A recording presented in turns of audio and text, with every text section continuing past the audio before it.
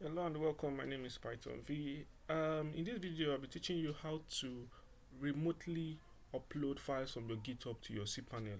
I have noticed that people have been building and they have to, zip the file and upload it manually. If you have been using you are familiar with cPanel, you understand what I mean. But today, I'll be teaching you how to, do these, stuffs. You can just build the application. Um, Push it to GitHub. Then you can remotely from GitHub to cPanel. It saves you all the stress of having to, upload, unzip, and the rest. So, be looking at how we're going to use Git version control in cPanel to do all of this heavy lifting for you. It also works for Node.js application. If you're using Node.js application on your cPanel, you can use it for your Node.js application. You can write some script that will help you to build it and post it to the export it to the directory you want. So today I'm just looking at the basic one and how it works. So first thing first, you need a repo. This is my normal repo here, and I've cloned it into my VS Code. Then I'm going to create a file called .cpanel.yml. You're going to do some task here. The task is deployment, and under it we have some tasks here. So we see export deployment is equals to home to. Now this is your deployment, you know where you want to deploy the file. So since because I'm just using a normal domain, I'm going to deploy it to my public.html. This place here where you can have click, you have to get the name of your cPanel user. So your cPanel user. So if I come here, you can see that this is my cPanel user. So this is just for test purposes. You can see we have ubcl ubclick. So let the name be, let it correspond to whatever you are working with. So you put it there.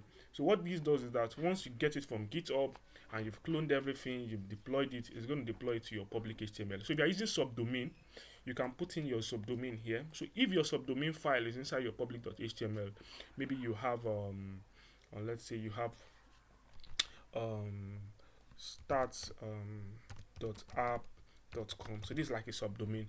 You want it to deploy to the subdomain. You can do it like this. And if your subdomain file is not inside your public.html, you can have it like this. So anyone is, anyone for you think is best, your cPanel is showing. So for this, I just want to put it in my public.html. So I'm going to do this. So once you've add all of this, all you just have to do is push back to GitHub. Just like saying git add, git commit, and so I just added cpanel.yml file. Yeah, so I'll just put that. Yeah, so git push. So once you've done all this and you pushed it to GitHub, you can come back to your cPanel here. So let's copy our git link. So you come back to your cPanel and you look for git version control. So if you come down to under file manager section, you'll see here git version control. So most of us would have been, we are not new to, most of us might know this. For those who don't know this, I'm just showing. So you put in that link here. Then it's going to, what GitHub is going to do is that it's going to, what your cPanel is going to do is that it's going to first clone this into a repository in your cPanel file, just for that sake of monitoring it. Then you put your repository name like this. So this is going to store it somewhere. Then this script here is the one that after it has pull it, then it's going to do this task by pushing those files to this place. So once you've done all of this, make sure that you have this. So this is the name of your GitHub. So whatever the name is on your Git, you put the name here. This is just a repo name, so it could be anything. So you click create. So once that has been created, now make sure that your path in your file is correct. If it's not correct, you might not see anything. So make sure you have the name. So some people might not have home2. So check very well. So if you're having just home, you put it. If you're having home2, you put it. So my one is home2. That's why I put home2. So you have to check very well which one yours is.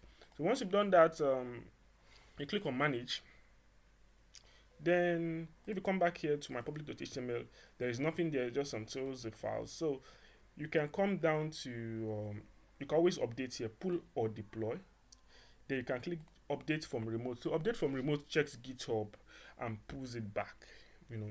Then you can come down to file manager here. Once you update from remote, then you can put deploy head commit.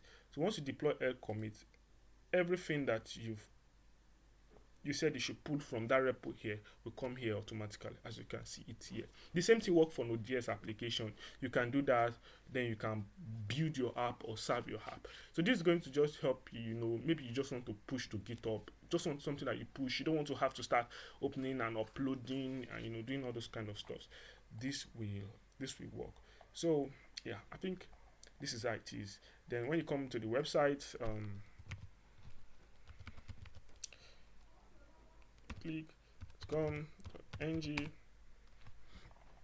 then you can see that the website has been uploaded successfully to my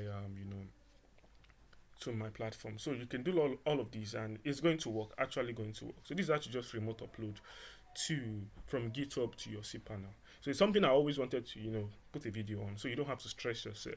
So in the next video, I'll be teaching you how to host Node.js application so that it can be efficient. Some people say Node.js application usually crash on cPanel, and I'll teach you how to do that so that it doesn't crash, and how to make your Node.js application run forever. So in case it crashes, it starts up, because if you are using the normal nodemon, it's going to crash. It might not start up, so you have to go and restart it yourself. So I'm going to be teaching you some packages and dependency you can use to, you know, run your application forever. So once it crashes, it starts up again, so that it doesn't affect the next person who is going to be sending some request or needs to go to your website. That's for API, I mean, and the rest. So that's this for, you know, how to deploy your website through this thing. My name is still Python V. You can follow me on you know, or you can just go to pythonv.xyz. You can find me there. So that's all for that.